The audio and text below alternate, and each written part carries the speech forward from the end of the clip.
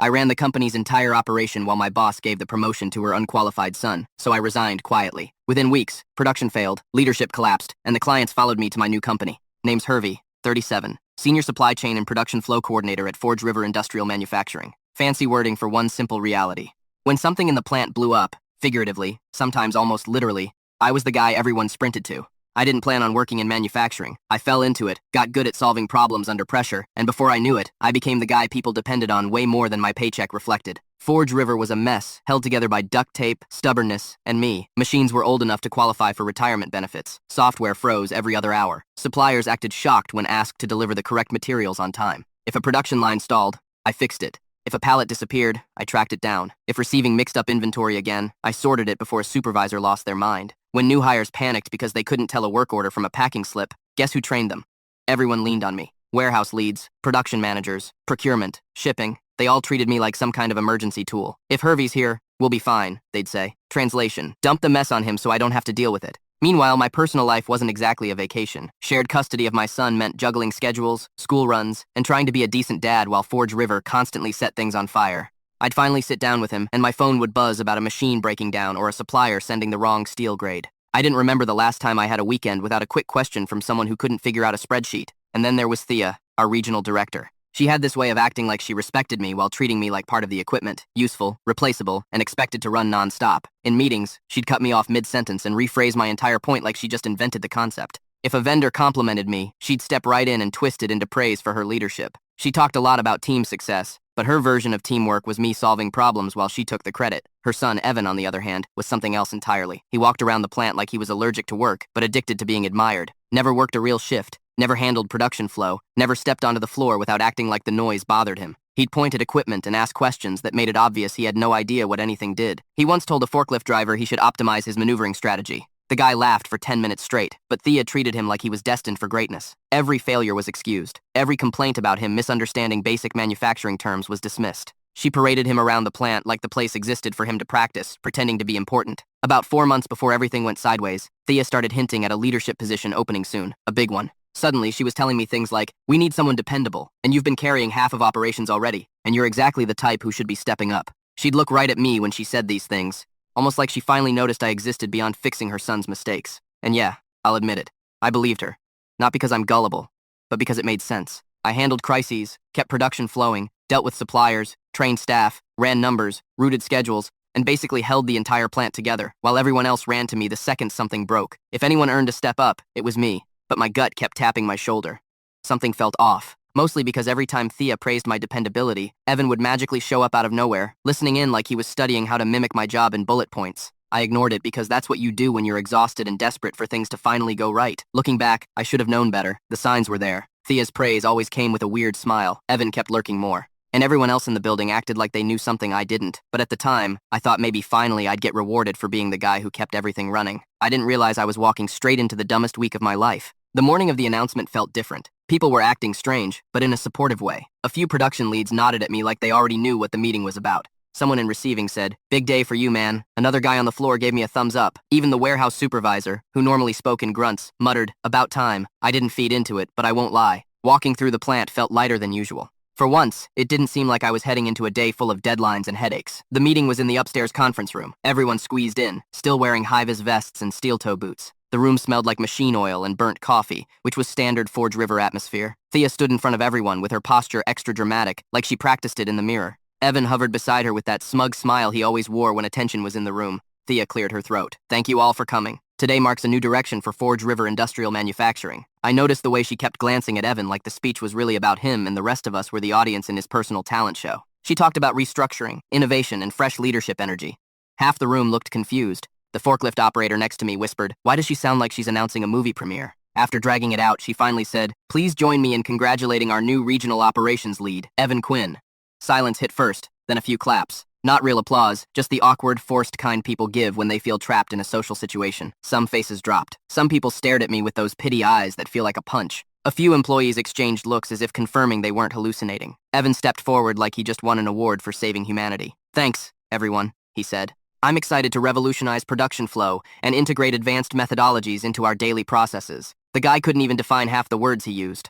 I kept my face blank, but inside I was already reevaluating every conversation I'd had with Thea for the last 4 months. He went on about streamlining operational pipelines and introducing progressive alignment strategies. None of it meant anything. One of the maintenance guys mouthed, "What the hell is he talking about?" Another rolled his eyes. When the meeting ended, people shuffled out, whispering, confused, irritated, or pretending not to care. I got a few shoulder pats from coworkers who didn't know what to say. Some gave me that hang-in-there look, which somehow felt worse. Evan intercepted me near the doorway. "Hey man," he said, leaning in like we were buddies. "I'm going to need you to babysit operations until I adjust to the role. Mom says you're like the stability guy." I stared at him. "Babysit?" He nodded enthusiastically. "Yeah, cover the details until I can zoom out and do the big picture stuff." Big picture? His big picture was whatever buzzword he heard that morning, but I didn't bother arguing. There was no point. Thea suddenly appeared next to him. "Hervey, we're counting on your support during this transition," she said loudly, making sure the nearby staff heard. "Evan has a visionary approach. You'll help anchor his ideas." Visionary, right?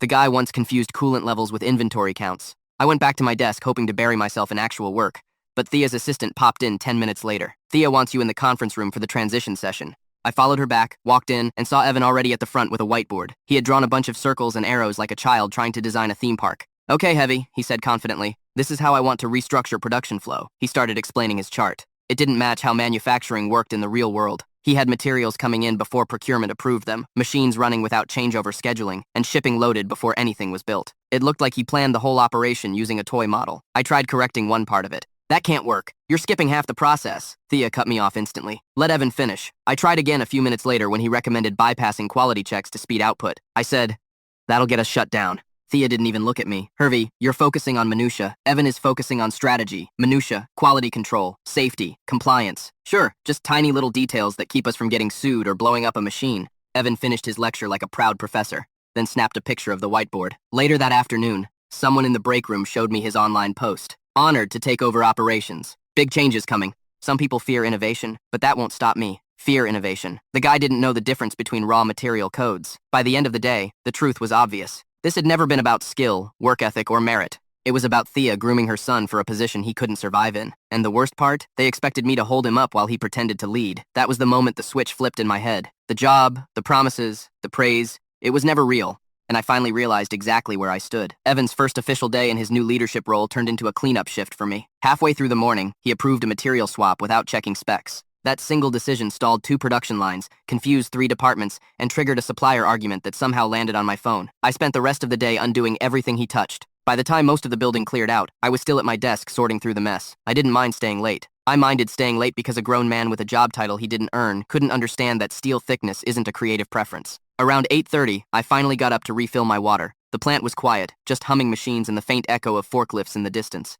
As I walked past the offices, I noticed Thea's door slightly open, light spilling into the hallway. Normally, she shut her door so tightly you'd think she was hiding state secrets, but tonight it was cracked. That alone was weird. The board wasn't supposed to be on site again until next month, unless the client complaints from earlier had pushed someone to show up early. I wasn't planning to stop. Then, I heard my name. "Hervey is not leadership material," Thea snapped. Her voice had that sharp tone she used when she forgot to pretend she was professional. "He's good for grunt labor, nothing more." I froze. Not because I was shocked, just because hearing it out loud hits different. The person she was talking to responded calmly. One of the board guys I'd seen during quarterly walkthroughs. Always polite, always asking the kind of questions Thea hated. "He's been running half your plant for years. The team relies on him. You said yourself she cut him off. "He's reliable at manual work, not strategic thinking. Manual work. That's what she called years of keeping her plant alive." She continued, irritated. "Besides, Evan needs this. He struggled after those internships that didn't pan out. He needs a win on his resume." Internships that didn't pan out. Interesting way to say fired for incompetence, which everyone already suspected. The board member sighed. "We're already getting concerns from 2 clients about the delays today. They're blaming Evan's decisions." Thea brushed it off instantly. "They'll calm down. The team can carry Evan while he adjusts." Carry him? He wasn't adjusting. He was drowning.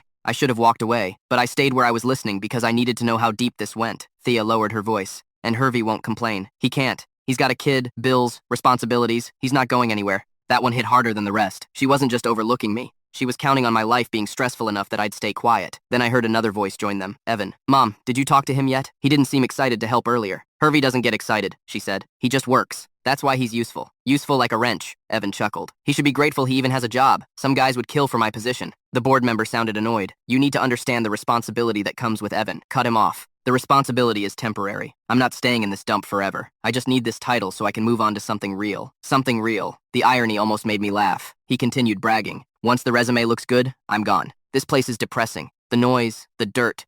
Who chooses to work here long term?" Thea softened her tone like she was soothing a child. Evan, honey, focus on the short term. This is just a stepping stone. The hard part is making sure the board sees you as a strong leader, and that's why the staff needs to fall in line. Evan said, staff meaning me. The board member sounded uneasy. There's only so much cover I can provide. If client complaints continue, the team will adapt. Thea snapped. They always do, especially Hervey. He always cleans up the mess. That was all I needed to hear. I stepped back quietly and headed toward my office. On my desk was the stack of documentation from earlier, the process sheets I built myself years ago. I skimmed through one and noticed something new in the digital version. Evan's name listed under System Review and Optimization. He'd been credited for work he didn't even know existed. My stomach tightened, not from emotion, just clarity. I opened a few more files. Same thing, my work, his name. As I was closing my laptop, one of the production leads, Marlon, poked his head into my office. Hey man, he said quietly. You didn't hear it from me, but Thea's planning changes. Word is she wants to shift you into a support role under Evan. Quietly. No raise, just less authority. I didn't look surprised. Marlon frowned. You already knew pieces of it, I said. He nodded like someone delivering bad news to a guy who already lost too much. Just watch your back. He walked off, leaving me alone in the dim office with all the evidence I needed. Every hint Thea had dropped, every fake compliment, every little nudge toward the future role. It all clicked. She never intended to promote me. She never respected me. She needed me to carry her son while she built his image. But the part that bothered me most wasn't the betrayal. It was how casually she talked about my life, my kid, my bills, my responsibilities as tools she could leverage. That was the moment something inside me settled. I wasn't helping Thea and Evan anymore. I was done. I walked into the plant the next morning calmer than I'd felt in years. No anger, no second thoughts, just clarity. The place looked the same. Buzzing forklifts, metal clanging, workers moving fast. But it didn't hit me the way it used to. Whatever weight I'd carried for Forge River wasn't on my shoulders anymore. I went straight to my desk, opened a blank document, and typed a resignation letter in 3 short sentences. No dramatic paragraphs, no explanations, just I resign. My last day will be 2 weeks from today. Thank you for the opportunity. Printed it, folded it, slipped it into an envelope, and headed to Thea's office. She was standing behind her desk when I walked in, rearranging papers like she was preparing for another speech about innovation. Without saying a word, I placed the envelope in front of her. She frowned, opened it, and her face snapped tight instantly. What is this supposed to be? She demanded. My notice, I said. Her reaction hit every stage of panic in under 10 seconds. You're joking! This isn't funny! Not joking! She slammed the paper down. You can't leave now, Hervey. We're restructuring. There are expectations. You're a key part of this transition. I'm not part of anything anymore. Her breathing got louder.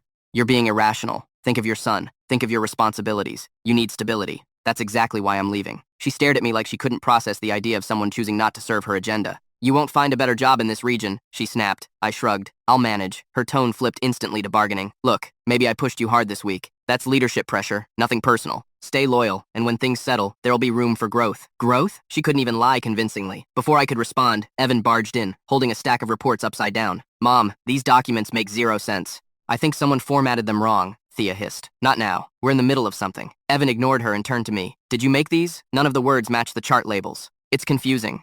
They're labeled correctly, I said. You just don't know what you're looking at, he scoffed. Wow, real professional. No wonder things fall apart here. Thea spun toward him. Evan, stop talking, please. I almost laughed. The timing couldn't have been better. When she turned back to me, her mask was cracking. Hervey, this is irresponsible. You're abandoning the team right when they need you. They don't need me, I said. You made that clear. Her voice sharpened.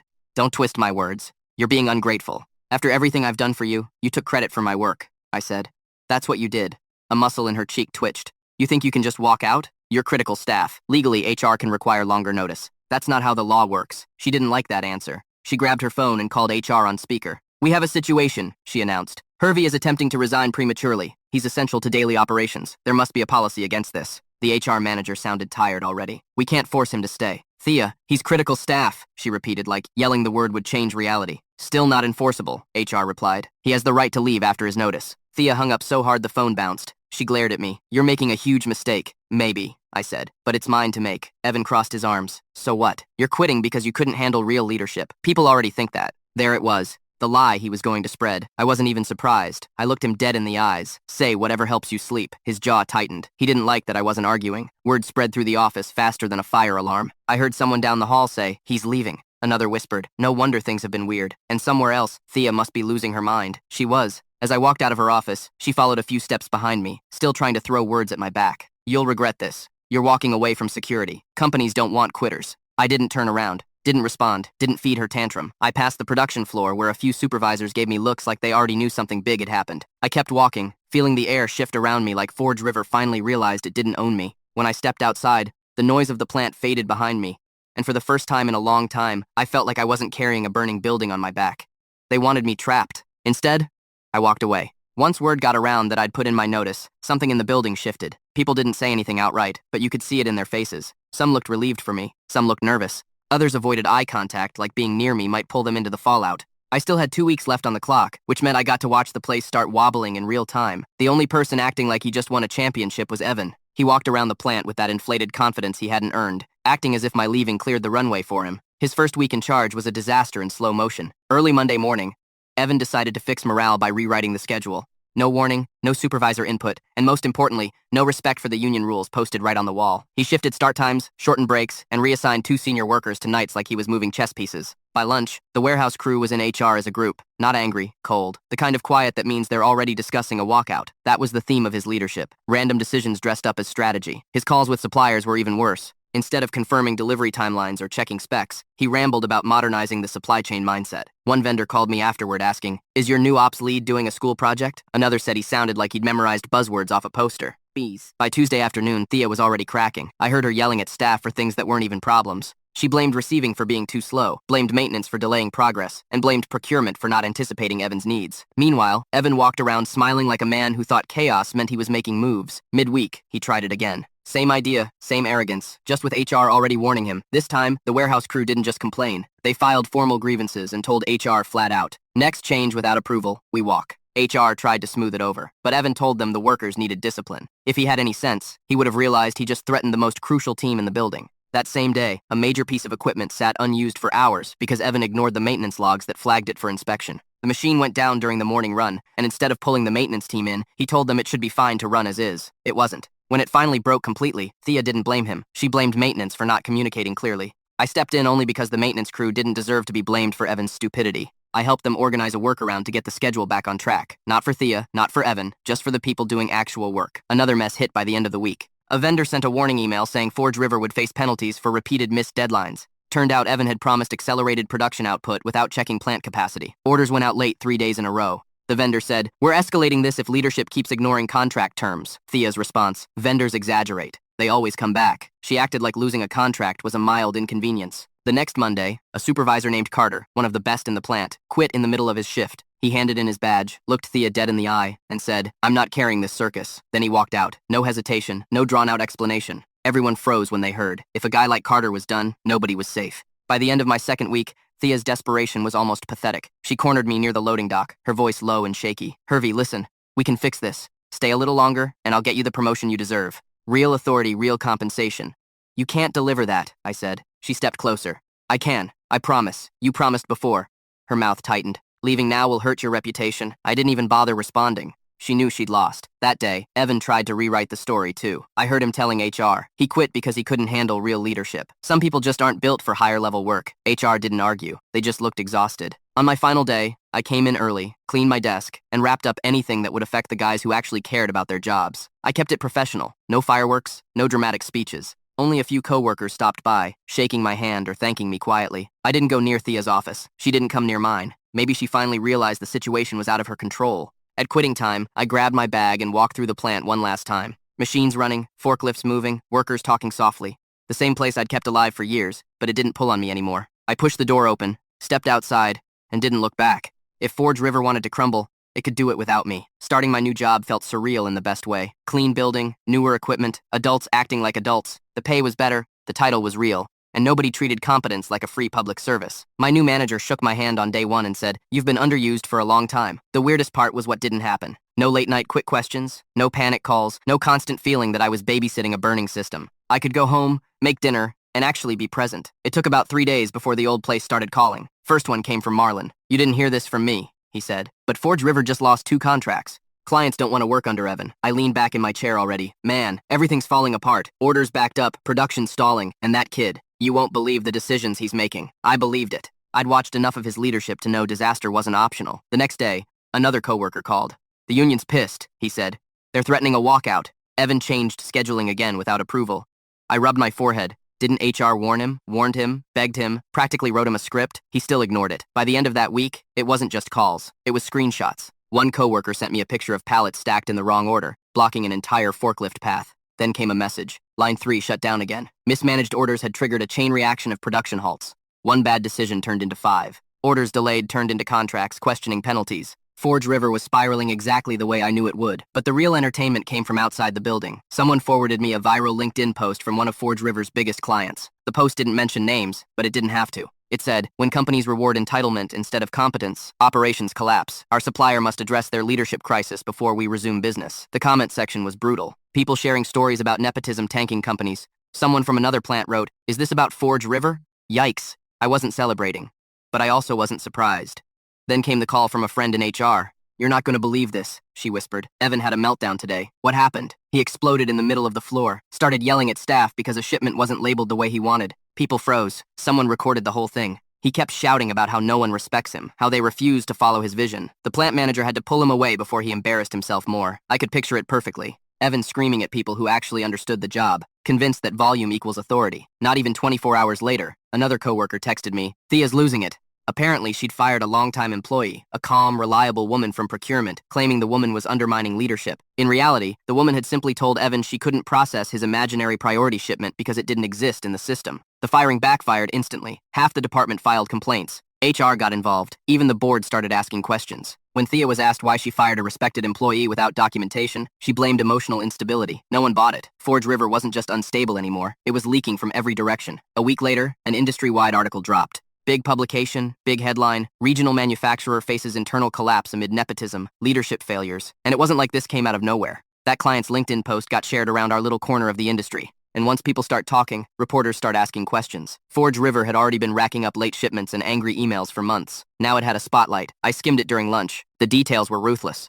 Anonymous employees described inexperienced leadership, chronic mismanagement, and the sudden loss of key operational talent. They didn't name me, but lines like, "The departure of a veteran coordinator exposed serious structural weaknesses," made it clear. The article quoted two former clients. One said they no longer trusted Forge River's executive team. Another said they were transitioning partnerships due to unstable oversight. The piece ended with, "Sources confirmed the board is reviewing leadership decisions made by Regional Director Thea Quinn." 5 minutes after reading that, my phone buzzed again. They removed her. The message said, "Board voted this morning. She's been stripped of authority and pulled from the facility." I stared at the screen for a moment. The woman who always talked about power, authority, and control left the building with none of it, just like that. Later that afternoon, another text came in. Evan had a full meltdown and got pulled off the floor. After that, he started telling anyone who'd listen that the environment was toxic and beneath his skill level. That part didn't surprise me. Evan couldn't survive in a place where competence mattered. My new company forwarded me a couple inbound inquiries from former Forge River clients. They weren't asking for miracles. They were asking for the one thing they'd had before, me on the chain. Most of those clients didn't even know Thea's name. They knew mine because I'd been the one answering the panicked calls, rerouting shipments, and keeping their orders from going off a cliff. They specifically requested to work with me. One message read, "We heard Hervey joined your team. If he's involved, we'd like to discuss a long-term partnership." I hadn't sought revenge. I hadn't said a single word publicly. I just walked away and let Forge River operate under the leadership it chose. Turns out the truth didn't need my help. It surfaced all on its own. A few months after Forge River blew up, my new company sent me to a regional manufacturing conference. It was the first event I'd attended under the new job, and everything about it felt different, organized, calm, professional. My team had a booth, and we spent the morning talking to vendors, checking out new equipment, and comparing notes on production trends. Near the afternoon break, I stepped away to grab a coffee from one of the catering tables. While waiting in line, I noticed someone standing alone near the back wall. His posture was tense, suit wrinkled like it had been slept in, hair a mess. When he turned slightly, I recognized him. "Evan," he spotted me a second later. His expression flickered between embarrassment and relief before he walked over. "Hervey," he said quietly. "Can we talk?" I nodded. He stepped aside with me near an empty corner of the room. "I'm sorry," he said, "for how I acted, for everything. I didn't know what I was doing. I shouldn't have treated you the way I did." He glanced down at the floor, then back up. "I'm working at a small plant now. Nothing like Forge River, just trying to start over." I gave a single nod. He didn't try dragging the conversation out. He thanked me again and walked off, shoulders still tense but lighter than when he approached. I headed back to my booth. Nothing about the interaction needed a follow-up. Over the next few hours, I met potential suppliers, toured demo equipment setups, and sat in on 2 breakout sessions with my team. My phone buzzed intermittently with messages, most from former coworkers still updating me on Forge River's decline, even though the worst had already passed. One message read, "Forge River facility officially cut to half production. Multiple clients gone." Another said, "Board terminated Thea last week. Security escorted her out." And then another from Marlin. "Evan finally resigned months later. No notice. Just left his badge on the desk and disappeared." Even months later, Forge River was still unraveling. Contracts they thought were secured for years were canceled one after another. A few vendors stopped responding entirely after repeated miscommunication. The warehouse crew filed formal grievances that turned into a labor investigation. 3 department heads left within 2 weeks of each other. During lunch, my new manager handed me a printed inquiry from a former Forge River client. "They specifically mentioned you," he said, asked if you were overseeing any of our programs. Later that same day, another email came in from a different client who'd walked away from Forge River. We'd like to discuss transitioning our orders to your plant. We hear good things about your coordination work. And then another, we worked with you previously. Are you available for a consultation? My schedule filled quickly after that. Calls, meetings, plant tours. Clients who'd once been tied to Forge River now wanted partnerships through us, and they requested me by name. Meanwhile, updates from inside Forge River kept coming. One message read, production floor almost shut down. Mismanaged orders stacked past deadline. Another, union demanded full review of leadership conduct. Plant barely avoided full walkout. Someone else sent, Thea fired a procurement manager, trying to save face. Board called it reckless behavior. That's what finally pushed the board to move against her. And weeks later, half the office is empty now. People transferring out or quitting. Every new update made the picture clearer. Forge River wasn't bouncing back. Not with the leadership model they'd built, and not with the reputation they destroyed. While Forge River was scrambling, I was busy onboarding 2 new clients, both of them former Forge River contracts. They came in with full project scopes, scheduled visits to our facility, and immediately began transferring orders. My new team handled the transition smoothly, and the clients commented repeatedly on how organized everything felt compared to what they dealt with before. The following month, I attended a cross-company strategy review where my manager highlighted the incoming partnerships. During the meeting, he said, these accounts shifted over because they trust the coordination on our side. Great work, Hervey. The team nodded, noted details, and moved forward. No exaggeration, no theatrics, just acknowledgement and action. More inquiries followed, some from mid-sized companies, some from larger ones. A few requested full tours of our facility. One even asked if I could help restructure part of their production flow as a consultant. Back on Forge River's side, things continued falling apart. A former coworker sent a final update. 2 more clients pulled out. Plant is running at maybe 30%. Rumor is they're bringing in outside auditors. Another message followed. Remember that big vendor? They filed a formal complaint. Board is replacing half the directors. And lastly, Forge River leadership trying to recruit again. But no one in the industry wants the roles. The situation had reached a point where even rumors couldn't hide how badly things were crumbling. Weeks turned into months and the pattern held. My new job expanded. My responsibilities grew. Not because anyone dumped work on me, but because new opportunities kept showing up. My schedule became structured. No surprise emergencies, no sudden late-night demands, no frantic cleanup of someone else's bad decisions. I picked up my son after work more often. We got dinner without interruptions. I showed up at his school events without checking my phone every few minutes. I went home with energy instead of exhaustion. Events stacked in a clear line. Forge River fell. Its clients left. Its leadership collapsed. Its reputation folded. And the people they underestimated, the ones doing the real work, became the ones the industry sought out. The last email I saved from that period came from a former Forge River partner. It said, we followed your work for years. We'd like to build a long-term relationship with your current company. Let us know when you're available to discuss. No emotion attached, no reflection needed. It was just the final marker showing exactly how everything played out. Life had reset into something steady, structured, and functional. Not perfect, but